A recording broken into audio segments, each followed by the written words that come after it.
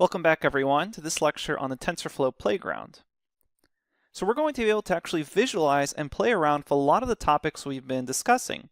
Go ahead and open your browser and go to playground.tensorflow.org. I'm going to hop over to my browser and explain what we're looking at. Okay, here I am at playground.tensorflow.org, and it's this really awesome site that allows you to really visualize a lot of the topics we've been discussing about neural networks. Let me explain a couple of the aspects that are on this website. So you start off over here on the left-hand side with the data you want to use. So you have various data sets, and right now, if you go over here, you can select classification or regression. We'll go ahead and just do classification for now. And you'll notice that you have various data sets you can choose, and you're trying to classify between orange points and blue points. So you can click here to get a data set that looks like this, or a more complicated spiral data set, or just two clusters, etc. So let's go ahead and choose this default data set, which is kind of a rim or a ring of orange points, and then in the center we have these blue points.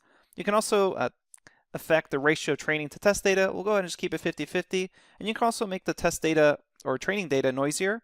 So you can add some noise to this. You can see they're more mixed up, but we'll go ahead and bring this down to 0, basically what it was. And you can also play around with the batch size, so the actual batches that you're going to feed in. Then once you're done with the data, you can move on to the features that you want to actually feed in. Basically the properties that you want to feed into your neural network.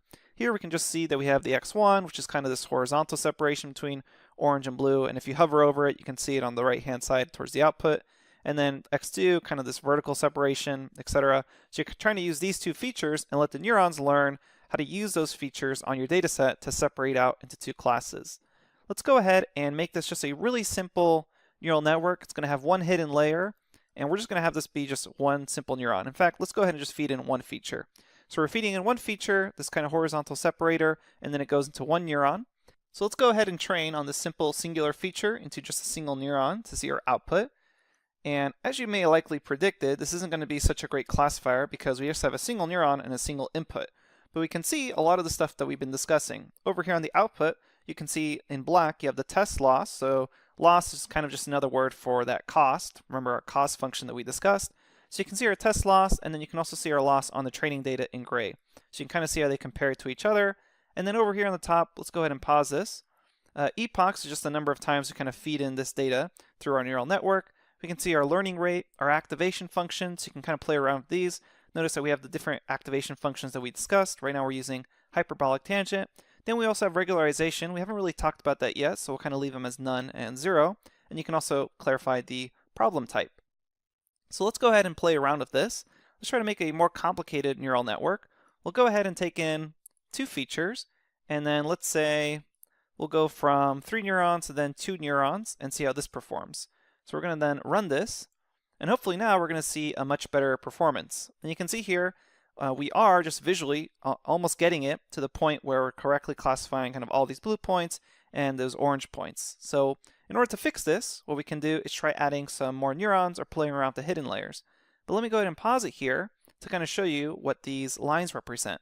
So right here, these lines represent the outputs from either the features or a neuron into the next neuron. So here we have kind of a dense network because every neuron is connected to every other neuron in the next layer. And if you hover over these, you can see that they have weights to them. So you can actually click on this and then adjust the weights yourself, so you can play around with that. Notice here I can adjust weights to maybe like 0.81 and see how that performs, etc. But also, remember we discussed bias, and if you click on a neuron here, there's a little tiny square, and that's actually the bias term. So everything that we've been discussing so far is actually visualized here. We can see the weights, these inputs from one neuron to another, the biases, and the thicker the line, that means the higher the weight. So really great visualization, a really fun tool to work with. Let's go ahead and see if we can improve on this. I'm going to add in one more hidden layer, and let's add in kind of 3 neurons on these guys. Let's see if we run this, if we get better results. Whoops, let me reset this, and let's run this again. Okay, we can kind of begin to see that, yeah, we're really fitting the data well, and our test loss is essentially 0, and our training loss is 0. So essentially now we have kind of this perfect classifier. And what's really cool is if we pause this, we can kind of see individually what each of the neurons are doing. And notice as we continue on through our network, we get higher and higher levels of abstraction until the final end. We can see here that essentially one of these neurons is doing all the work, and we really get the shape of that highest level of abstraction, which is essentially that circle in the middle versus kind of that spiral on the outside. So let's go ahead and test this on a much more complicated data set, such as this spiral data set. So if we run this, notice here that even though we performed really well on that previous data set, with this much more complicated data set, it's not able to really classify it that well. You can see here it's kind of struggling to get in that spiral shape. So it's trying to really learn and test against the training data, but notice here we're still really not there. So let's go ahead and see what we can do to improve this. So I will pause this. So something we may need to do is just add in more hidden layers. But remember, we can also change our activation function. So we're going to change this to kind of that rectified linear unit. And let's go ahead and just kind of go crazy here, add a bunch of more neurons. And this is something you can really play around with. So let's add in 5 hidden layers, why not? And I'm really just kind of choosing these arbitrarily to see how this works. And remember, the more neurons, more hidden layers, the longer this is going to take. So I'm going to add in kind of 4. So we'll go 6, 6, 6, 6, 4. You can really play around with this however you want. But let's go ahead and run this now. Again, more hidden layers. It's going to take a lot more as far as training time. But you can kind of see here our test loss is slowly decreasing. Now it seems like it's plateauing. And then we kind of get a breakthrough here. And it's kind of struggling, but you can see here it's really trying its best to make out that spiral shape. So even with the rectified linear unit activation and all these hidden layers, we can tell that this is still a really hard problem to solve, but it is trying its best to get into that spiral shape. So I'm going to kind of go to the max here.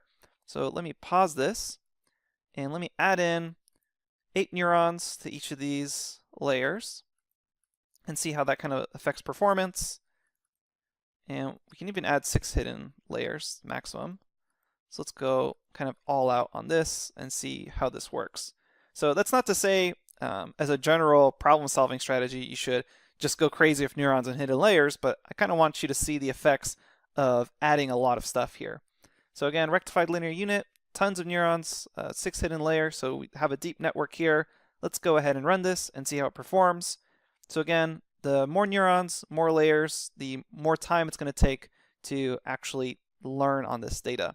And what's really cool is you can see the higher level abstractions as you kind of visit these neurons. So you see the visualizations here, and kind of towards the end you can see the spiral shape really begin to come out.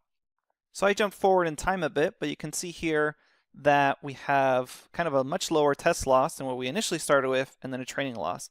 But you can see that we're definitely making out the spiral shape a lot more clearly than our first neural network.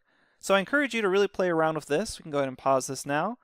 Play around with the learning rate. So obviously the lower the learning rate, that means the longer this is going to take to train, but you may get more accurate results. So I can kind of refresh this and see here that it's going to take a lot longer to train this if you have a much slower learning rate. Or if you refresh this and go to a much higher learning rate, this is going to learn kind of a lot faster. You can see here a really high learning rate kind of ruins the whole thing and says, okay, I'm just going to classify everything as blue. So lots of things to play around with here, but hopefully you can now have a really good visualization of all the topics we've been learning about.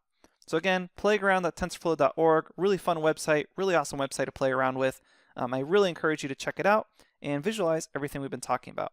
Coming up next, we're going to discuss in full detail the mathematics behind the neural network theory that we've been talking about, and then show you how to manually compute all that in Python. Thanks, and I'll see you at the next lecture.